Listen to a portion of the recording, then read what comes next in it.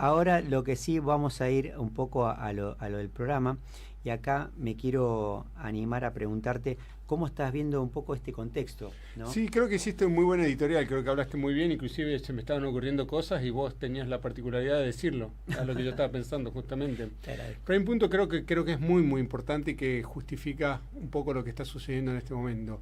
Estados Unidos tiene mucha deuda. De hecho estaba recién, gracias a esto, buscando un poco, y tiene la deuda que tiene es 35, bueno, esto es al año 2024, 36 trillones de dólares, sobre un PBI de 29 trillones de dólares. Y es el ratio más alto de toda la historia. Y cuando uno ve la historia que ha pasado cuando Estados Unidos tiene tanta deuda, bueno, quizás está más globalizado ahora, pero creo que ese es el gran problema que enfrenta Estados Unidos, porque es un problema similar al que enfrenta Argentina, con la diferencia de que Estados Unidos produce dólar y Argentina produce pesos. O sea, a Estados Unidos se le va a cortar, pero sí, de alguna manera tiene que resolver este problema, y ese problema lo tiene que resolver o achicando la deuda, o licuando la deuda con inflación, eventualmente, o pagando la deuda, o sea, con superávit fiscal, pero es una amenaza muy muy fuerte, sobre todo el predominio que ha tenido el dólar históricamente, y eso creo que justifica un poco las decisiones que se están tomando en este momento, tanto de recorte del déficit fiscal, lo que está haciendo Elon Musk con el programa DOGE, con el Department of Government Efficiency, que es un poco, parafraseando, es pasar la motosierra. La motosierra, exactamente. Y también, es decir, no le viene mal a Estados Unidos un poco de inflación también, porque eso de alguna forma disminuye el valor real de la deuda. Exactamente. Cuando uno ve las previsiones de inflación de corto plazo son más bajas que de largo plazo. Y también es cierto que las tarifas imponen una presión inflacionaria porque suben los precios internos. ¿Cómo estás viendo esto de tarifas que bueno, hay un punto más importante que vos lo debes saber, disculpame que te interrumpa, pero que vos lo debes saber, pero y de esos 35 trillones, creo que 10 vencen este año, o sea, tenés que renovar, y con tasas al 4 y pico % es carísimo. Entonces tenés que ir a renovar la deuda con tasas caras, y eso de alguna forma también hay una presión política para que las tasas bajen. ¿Cómo ves esto de las tarifas? Digo, era una cosa que Trump lo había hablado en campaña. Vimos una primera parte de esta película, o sea, vimos la primera ronda, la primera edición allá por el 2018. El Trump 1.0. El Trump 1.0 lo vimos allá por el 2018. Fue una guerra comercial que arrancó allá por febrero del 2018. Justo coincidió con un Powell que había sido designado en el gobierno de Trump. Un Powell que de alguna manera arrancó ya con los tapones de punta, subiendo tasa en aquel momento, y justo este choque de potencias. ¿Cómo ves ahora? Digo, porque en aquel momento estabas en ese momento de suba tasas, acá en un momento de baja de tasas, pero parece que la cosa no es tan sencilla, yo creo, ¿no? Otro punto que es interesante, que complementando lo que vos mencionaste, es que vos hablaste de un debilitamiento del dólar, pero el dólar está, cuando ves el DXY, el índice de DXY está en 104 en este momento. Cuando vos estás hablando del 2017, 2018, que empezó a subir, estaba en 90. Entonces vos partís de un dólar mucho más fuerte también en este momento. O sea, tenés margen para debilitar el dólar respecto de las otras monedas. Entonces, ese margen para debilitar el dólar te permite también licuar un poco lo que es la de decir. Uno tiene que suponer que todas estas medidas tienen un sentido. Lo que uno está tratando de codificar es cuál es ese sentido, y a diferencia de lo que sucedió en ese momento, me da la sensación de que arranca con una situación mucho más desfavorable desde el punto de vista de la deuda, más desfavorable desde el punto de vista del déficit fiscal, pero más favorable desde el punto de vista de la fortaleza del dólar, exactamente, que tiene más margen para una devaluación del dólar, y sobre todo también en un contexto de un mundo que está subiendo tasas. Los bonos alemanes, la tasa de los bonos 10 años alemanes subió, la tasa de los bonos 10 años de Japón, que usualmente se utilizan para hacer carry, subió también. O sea que un mundo en el cual la deuda es un problema. Es un temón. Es un problema, sí. Yo digo esto de la guerra comercial porque digo, hay un juego de antes de la gallina que hacía Trump, ¿no es cierto? Pero ahora parece como que hay una respuesta. Hay una respuesta, ¿no? Sí, en sí, el caso de México, pues ya lo conocen. Lo mismo pasó con Canadá, ahora se está peleando con Canadá, que no queremos su energía, que no queremos su madera. Entonces, es decir, no sé si está aprovechando la reputación de Estados Unidos para hacer algo que le conviene desde el punto de vista político, pero bueno, no son las guerras comerciales no son buenas noticias para el mundo. En general las guerras comerciales provocan recesiones e inflación. Yo estaba viendo que Alemania estaba cambiando sus proyecciones en base a esto, porque uno de los países que más se podría haber afectado era Alemania.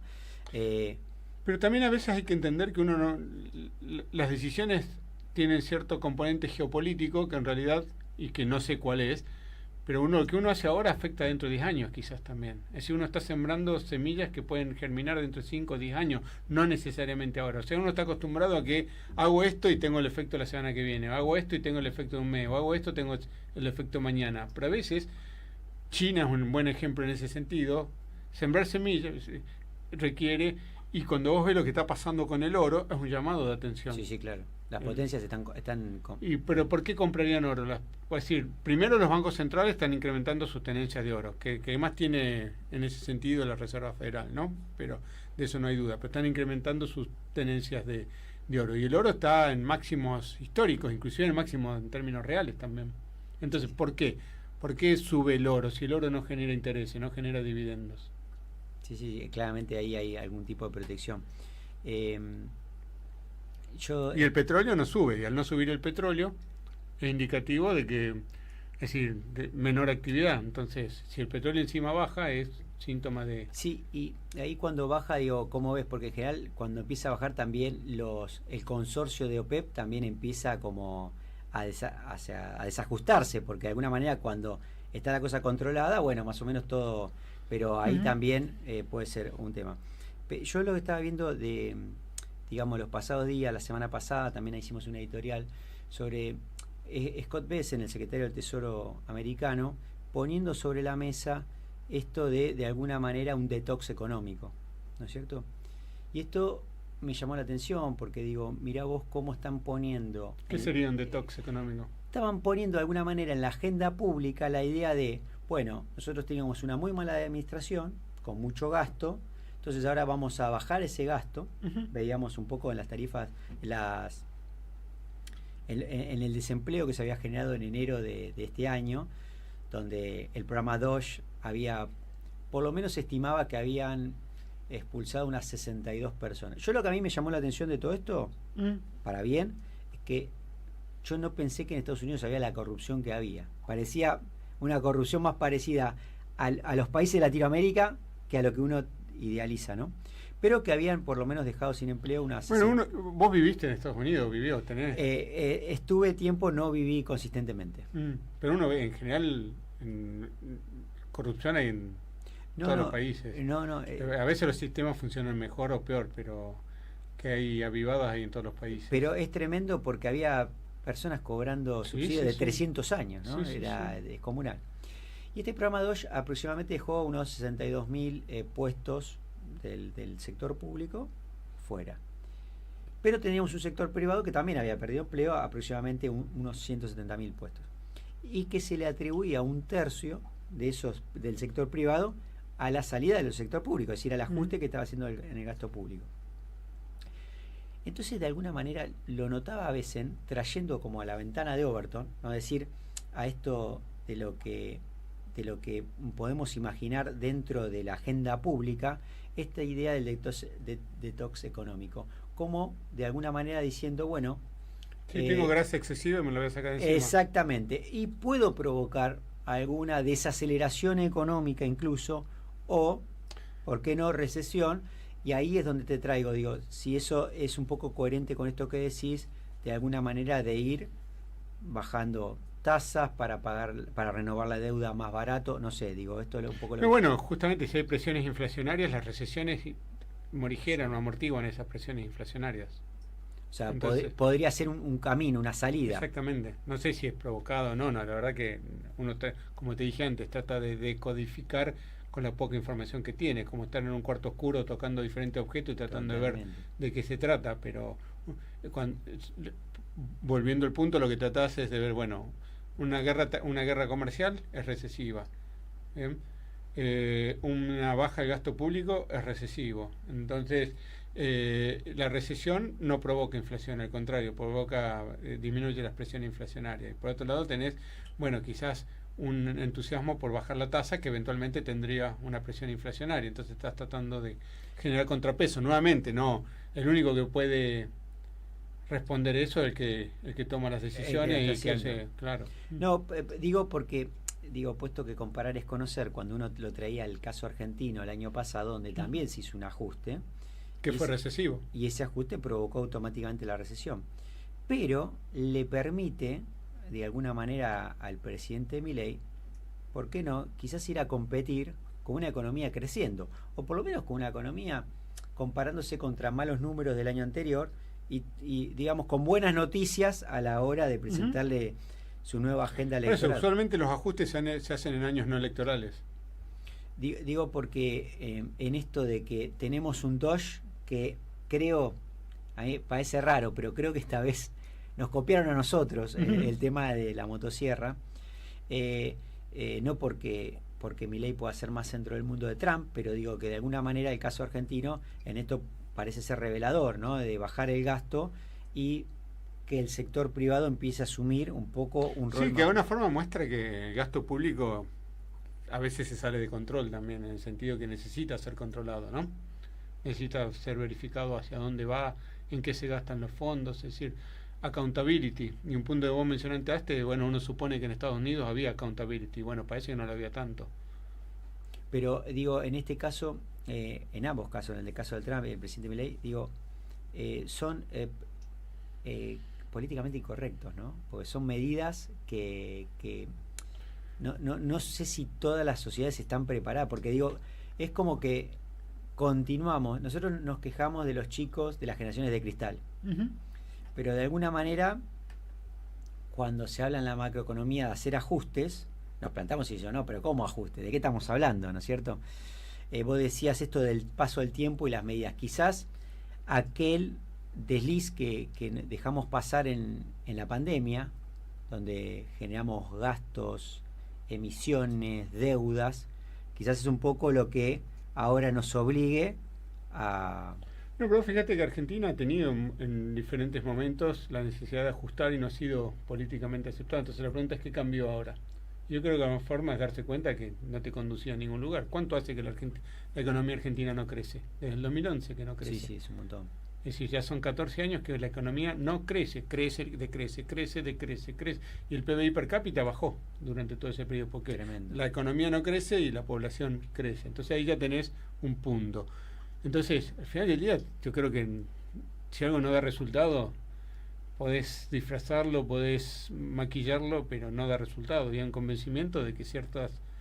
y por eso está siendo más tolerado política y socialmente este cambio, porque de alguna forma se sabe que no existe otro camino, que no existe un camino más fácil, ¿no? Obviamente que genera resistencia, porque al cambiar todo esto lo que está afectando son intereses de ciertos grupos que se venían beneficiando, o ciertos sectores que se venían beneficiando del status quo, y nadie resigna un beneficio de manera pacífica. Bueno, sí, ahora ya me dejo de hacer esto y me dedico a otra cosa. Entonces, pero hay un convencimiento en general de que es el camino apropiado. Hay una convicción política y creo que es un punto importante, hay una autenticidad, es decir, vos sentís que no te están mintiendo, que te están diciendo la verdad. En ese sentido podés estar de acuerdo con algunos líderes políticos, sean que hayamos tenido en el pasado o actualmente en Argentina, o sea, del exterior, pero en un mundo en el cual priman tanto las imágenes, que vos ves en Instagram gente feliz, que en realidad no es feliz, pero bueno, vos lo ves feliz, entonces tu cerebro captura eso.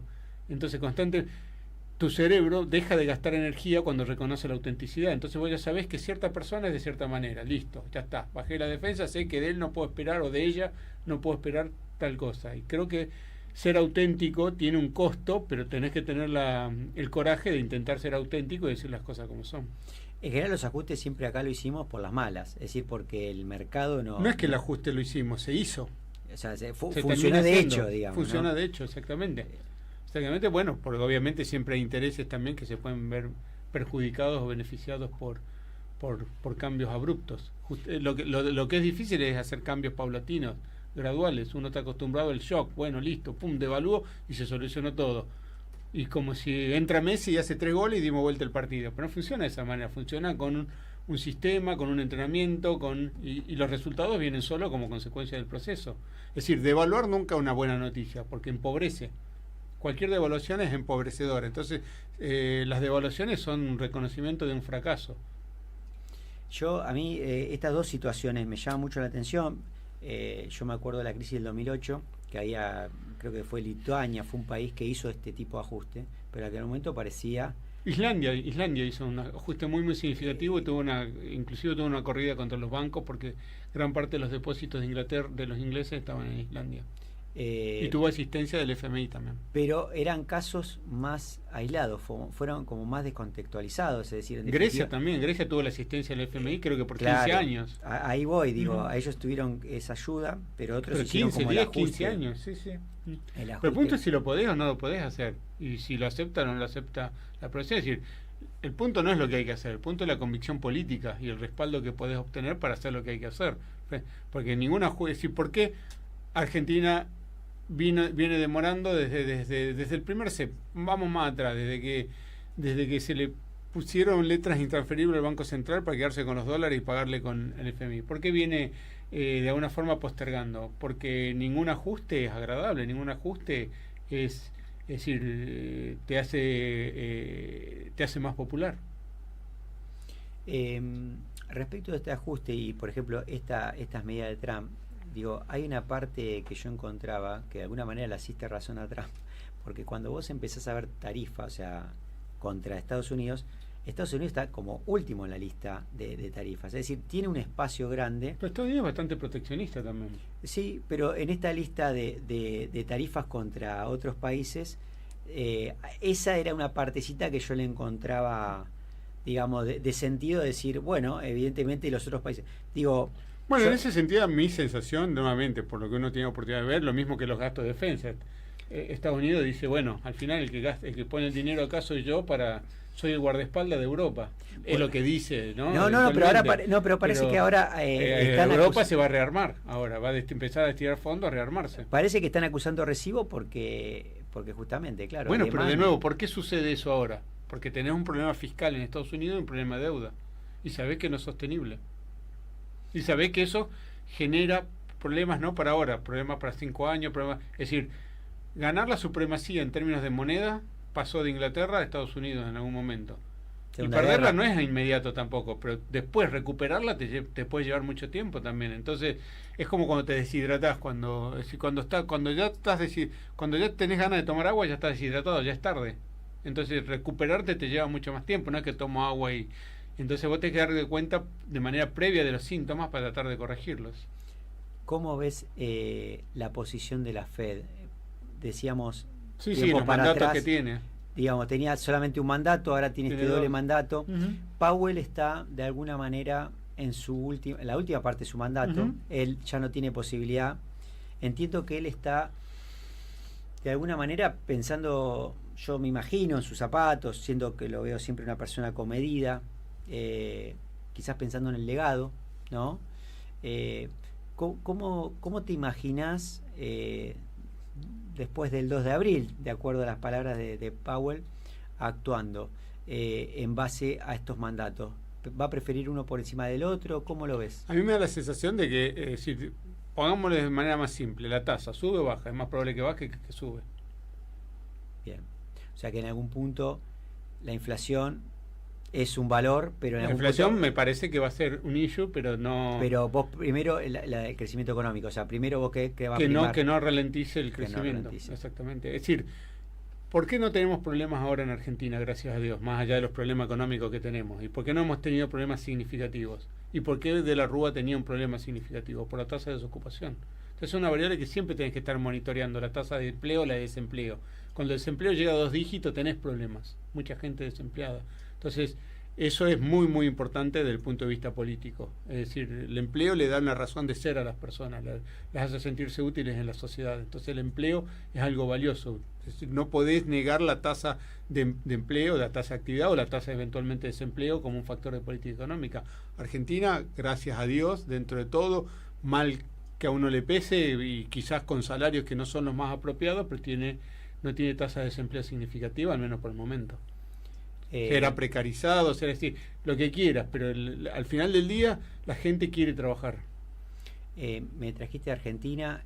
¿Cómo ves lo del acuerdo con el fondo, digamos? Obviamente Muy bueno, de hecho, lo que es algo que habíamos escrito hace como 6 años, en el primer acuerdo. Es más, en algún momento hubo unas reuniones allá por en el año 2018, exactamente. Y uno de los puntos es, el Banco Central tiene activos tóxicos que son las letras intransferibles, tenía pasivos que generaban intereses, ¿sí?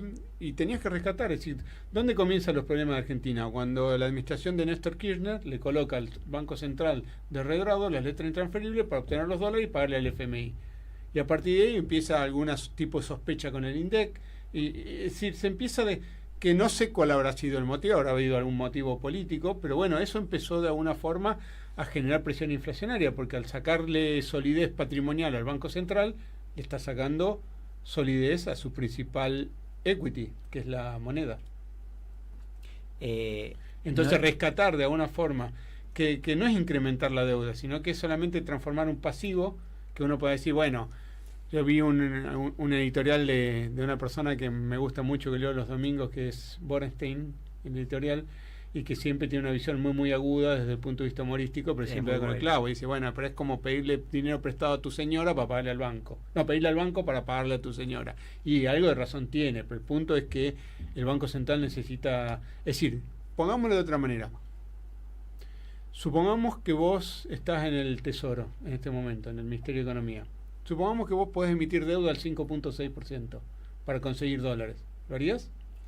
En este momento caro, o sea, con 5 o 6%... no está en el Tesoro de Estados Unidos, está en Argentina. Sí, claro. Sí, estás con esa diferencia respecto a lo que es el Tesoro americano, lo tendría que tomar. Pero si 5.6 son 100 puntos de riesgo básico, de puntos de basis point. Por eso digo... ¿Y cuándo Argentina tuvo ese riesgo país? Entonces, si alguien te ofrece dólares al 5.6, claro, vos tenés una crisis de deuda, ¿los tomás o no los tomáis? Y encima son para... Obviamente, supongamos que Argentina pudiera colocar deuda en este momento al 5.6%. De hecho, lo más bajo que lo colocó fue al 7 o al 8 en el mejor momento de Macri. Tuvo Caputo en ese momento, creo que llegó a tomar, no me acuerdo si el 4. No, el 4 no. Pero tomaba muy bajo. Sí, pero no el 4 no tomó nunca. Yo me acuerdo una cosa es el cupón y otra cosa es el yield. Puede ser que me haya confundido con eso, pero de alguna manera él ya en enero y febrero resolvía todo lo que necesitaba de deuda para el resto. Entonces, en este caso, si vos podés ir a los mercados voluntarios de deuda, ¿podés? En este momento estoy totalmente negado, cerrado, entonces, no es posible. ¿Tenés que pagar vencimiento de deuda? Y vamos a tener un problema muy grande. ¿Y entonces? Sí. Se trata de ser práctico. No, está muy bien la mirada. ¿Y vos crees que tardaron, o sea, como que pensaron que tenían un poquito más de margen para llegar al acuerdo con el fondo, lo demoraron? O digo, el año pasado tuvimos otro tren, no estábamos para esto, me parece que era el momento para otro tipo de desafíos. Él tenía esa luna de miel, tuvimos como un ingreso de flujo, pero... Lo que pasa es que a mí me parece que hubo ciertos eventos que golpearon un poco y necesitaban retomar la iniciativa, y esto es una forma de retomar la iniciativa. El crawling peg al 1 es una buena decisión, ¿cómo lo ves eso? Y Argentina está cara. Entonces la pregunta es, ¿cómo se resuelve el problema? El miércoles estuve en Real Estate Summit de un periódico del cronista comercial.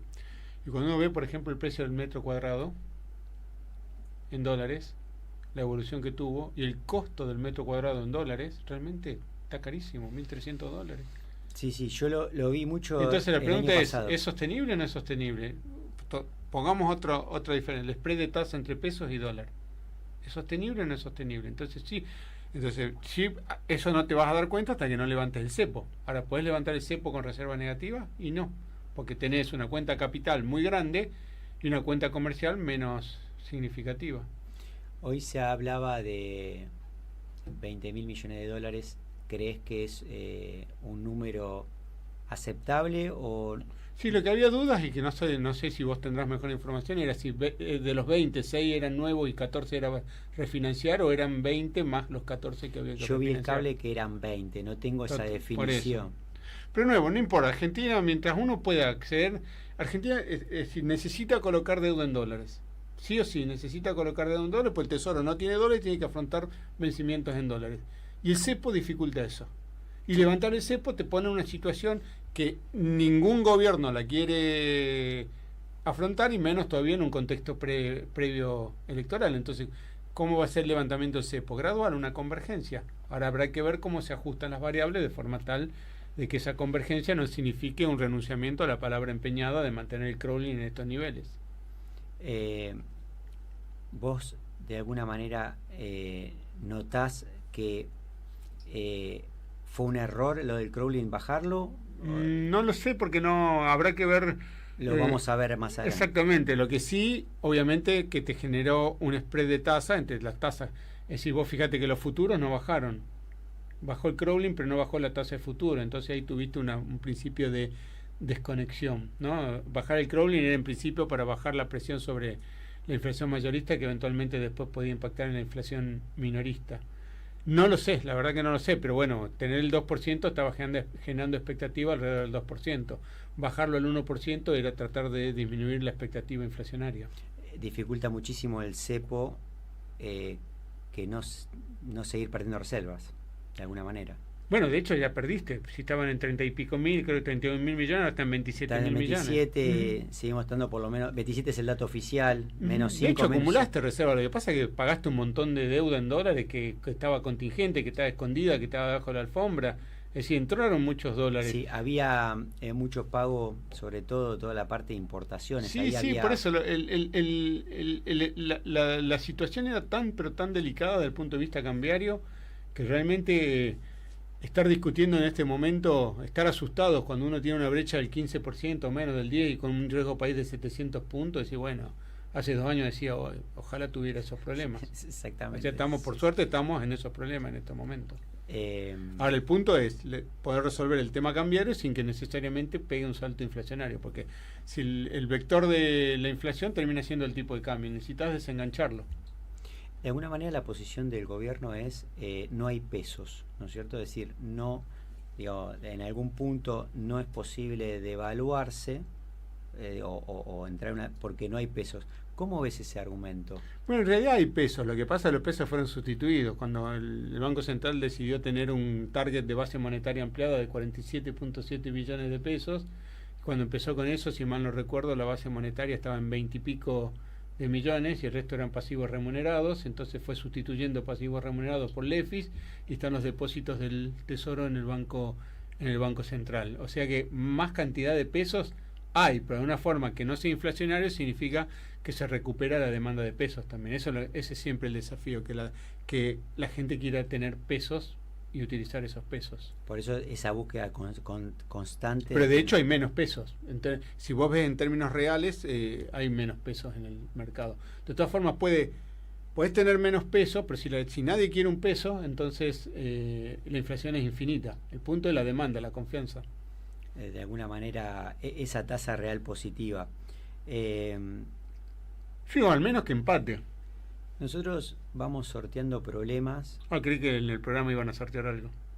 Creí que en este programa iban a sortear algo. No. Me estaba anotando. No tenemos eso. Tengo que pedirle a los sponsors. Vamos a hablar con Richmond a ver si pone un sope. ¿Qué problema están sorteando? No estamos. Lo que decía es, de alguna manera vamos sorteando problemas, vamos pasando temas. Por ejemplo, el primero, obviamente, la inflación era un problema. Hoy, como que en la opinión pública, la inflación... Hay 3 problemas, hay 3 pasos. En algún momento lo puse en alguna entrevista, en un tweet, no me acuerdo. El primer paso era resolver el tema de inflación. El segundo paso era restablecer el crédito externo. El tercer paso, el crecimiento sostenido. Esa sería, desde mi opinión, la hoja de ruta.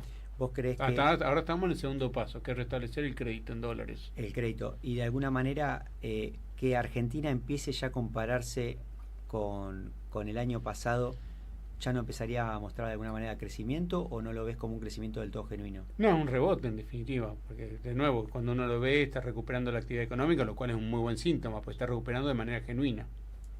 ¿Cuál sería el próximo paso? Resolvemos la deuda, sacamos el cepo. ¿Cómo verías de alguna manera... Bajar impuestos. Bajar impuestos. Ahí ya requerimos de que tenga una enorme elección en octubre. Sí, pero los impuestos, es decir, el tema de los impuestos es muy, muy significativo, sobre todo para la gente que paga impuestos. Claro. Los impuestos no son altos y homogéneos, son altos para los que pagan y otro sector que no paga. Entonces, los impuestos son muy, muy altos y hay que decir, ya con el momento que pensás, sobre las ventas tenés 3 impuestos: IVA, ingresos brutos y tasas municipales. Entonces, de cada 100 pesos dejaste 21 de IVA o menos, porque si haces el cálculo es un poco menos, creo que 18 si mal no recuerdo, dejas 5 de ingresos brutos y dejas de tasas municipales. O sea, la cantidad pero no solamente los impuestos en sí, el sistema de pagos a cuenta, anticipo, que te genera un hueco financiero, es decir, tenés que estarle anticipando gratuitamente al Estado a tasa cero muchísimos impuestos que implican una inmovilización del capital de trabajo por parte de las empresas. De repente ves un balance, es decir, la parte de créditos fiscales, es decir, todo este dinero se lo presté al Estado a tasa cero. Y después hay otros trabajos que hacen las empresas que también es parte del Estado. Si todo es que una empresa grande sea un agente de retención, percepción y pago a cuenta, ¿a cambio de qué? Yo te agradezco enormemente. Lamentablemente el tiempo es tirano.